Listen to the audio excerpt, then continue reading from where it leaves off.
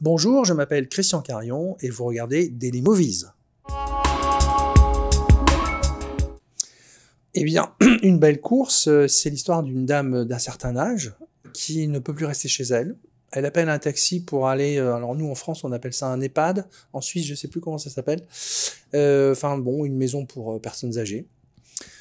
Voilà, elle ne le fait pas de gaieté de cœur. Et le chauffeur de taxi, c'est Danny Boone. Cette dame d'un certain âge, c'est Lynn Renault. Et elle lui dit en gros, vous savez, je suis pas très pressé d'arriver au bout. Je vais vous demander de passer dans Paris par des endroits qui ont compté dans ma vie. Je voudrais les revoir une dernière fois. Lui, il dit, bon, tant que le compteur tourne, j'ai pas de problème. Et donc, ils font ce voyage. Et en fait, nous voyons ce qui s'est passé aux endroits où elle veut s'arrêter. Donc, c'est un voyage dans le temps. Et puis dans l'espace, puisqu'on circule tant qu'on peut dans un Paris où on n'avance plus. Bon, parce que c'est le moyen le plus confortable pour elle de circuler. Je la voyais pas prendre un bus un 93. Et c'est aussi c'est un espace qui est propice à la confidence. Je discutais justement avec un chauffeur de taxi, je lui parlais du film, hein, évidemment, et il me dit, mais vous vous rendez pas compte, nous, de ce que les gens nous disent. Parce qu'en fait, une course de taxi, ça dure quoi, normalement 10 minutes, un quart d'heure, et c'est anonyme. Et puis, je pense que les gens se confient parce que ils parlent à un dos. Ils voient pas le visage du chauffeur, à part ses yeux dans le rétroviseur et encore. Donc, c'est propice à des moments où on peut se confier. Alors il y a ceux qui passent leur temps à téléphoner, ça c'est vrai. Puis il y a ceux qui, parce qu'il y a un bouchon, ils sont à l'arrêt, et puis ça y est, une question, deux réponses et c'est parti. Et je pense aussi qu'on sort d'une période, la pandémie, qui nous a isolés les uns des autres, qui nous a empêchés de voir nos aînés aussi, et qu'on a besoin de se retrouver, d'échanger, de parler. Alors aujourd'hui, les gens, ils se ruent plus dans les restos que dans les cinémas. Mais je pense vraiment, je dis aux gens, il faut revenir dans les salles de cinéma. C'est vraiment un endroit, quand le film est réussi. Bon. Mais quand ça marche, là, vous vous retrouvez dans une salle avec des gens que vous ne connaissez pas. Vous avez évidemment une qualité de son et d'image que vous n'aurez jamais chez vous. Et surtout, vous partagez un truc avec des gens que vous ne connaissez pas. Au début de la séance, les gens viennent s'asseoir, disent « Oh merde, il s'est assis là, il va bouffer des gâteaux, des machins, des pop-corn. » Mais le film démarre, et puis quand ça marche, il vous prend tous sous son aile, vous faites le même voyage, vous ressentez les mêmes choses au même moment.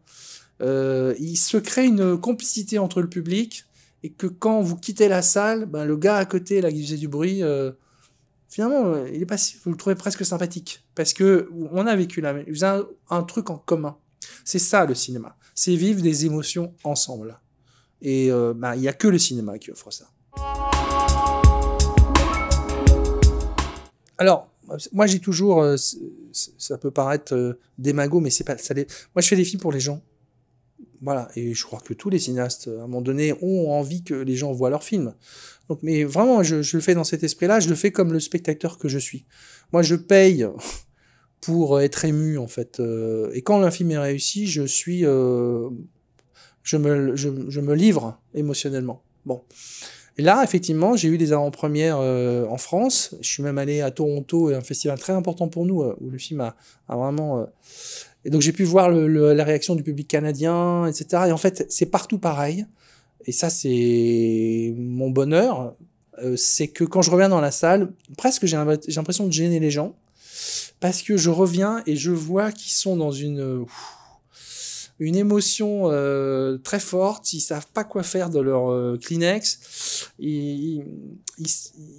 Moi, donc je rentre, je marche à pas de loup, je parle, je leur demande pas à me poser des questions en fait. Je leur raconte des trucs de tournage et petit à petit ils remontent, vous voyez. Et à la fin, ils prennent la parole, mais ils me posent pas de questions véritablement. J'ai la chance d'avoir beaucoup de remerciements. Et ensuite, les gens en aparté, ils me parlent de leur mère, de leurs grands-parents, ou d'une tante, ou d'une voisine. En fait, le lien avec nos aînés, quoi.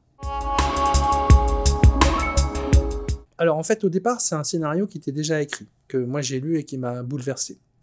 J'ai vu le scénario, j'ai dit, écoute, j'adore, j'ai besoin de le remettre à ma sauce, de le réécrire par rapport à ce que moi je ressens et ce que j'ai envie de voir. Mais globalement, les choses étaient là. Et c'était pressenti pour Lynn Renaud. Or, Lynn Renaud, Danny Boone me l'avait fait rencontrer sur une projection de Joyeux Noël, donc il y a plus de 15 ans. Et elle a été bouleversée par le film et elle me dit oh mais Christian, j'aimerais tellement faire un film avec vous un jour. Bon, sur le coup j'ai pris ça comme un compliment et puis le temps a passé. Et quand est arrivé ce projet et qu'elle était pressentie, mais elle disait moi je veux savoir qui va réaliser, là je me suis dit c'est peut-être le bon moment. Donc je suis allé la voir et après j'ai appelé Danny. Et Danny, je suis très heureux qu'il ait accepté évidemment de venir, mais surtout que on voit un Danny Boone dans le film qu'on n'a pas l'habitude de voir. Voilà. Pour moi, Danny fait partie de ces grands acteurs qui sont capables de passer d'un registre comédie à autre chose, ou même les deux dans un même film, pour celui-là. Et pas beaucoup d'acteurs sont capables de faire ça. Pour moi, c'est un Bourvil. Voilà. Donc il a énormément de talent. Et là, il avait un lien que tout le monde sait avec Lynn Renaud. C'est même gênant au début du film, puisque j'ai tourné dans l'ordre chronologique. Et au début, je dis, je te rappelle, Danny, que t'es fermé hein, par rapport à elle. Donc t'es pas... Voilà, donc je sais que t'aimes beaucoup Lynn, mais là, il faut que tu oublies tout ça. Donc on a construit, et petit à petit, le lien se crée entre les deux. Mais c'est évident que leur complicité, leur amour, c'est même plus de l'amitié à ce niveau-là, illumine le film de bout en bout. Ouais, j'ai eu cette conversation avec lui dès Joyeux Noël. Dans Joyeux Noël, il joue un personnage qui est assez drôle, attachant, mais qui meurt. Bon. Et c'était son premier grand rôle au cinéma, qui lui a valu une nomination au César à l'époque, etc. Bon, bref. Et après, je lui dis, mais Danny, tu vois, tu es capable de le faire. Et donc, vas-y sur ces films-là aussi. Et à l'époque, il me dit non, mais moi, mon public, il m'attend sur des comédies. J'ai envie de faire des comédies. Bon. Et il les a faites, ces comédies. Et il a eu le succès qu'on sait. Mais aujourd'hui, 15 ans après, ben, comme il me dit, bon, j'en ai fait, j'en referai, hein, des comédies. Mais là, ces films-là, je vais aussi les faire. J'ai vieilli aussi. Donc, j'ai envie de faire ça aussi. Et là, il le fait. Alors, oui, il y a des moments où on donne au public le plaisir de les voir rigoler tous les deux. Mais il y a aussi des moments où on est plus dans l'émotion, d'une autre émotion. Et Danny, je me souviens le moment où il l'amène à cette maison pour vieux, qu'on a tourné tout à la fin.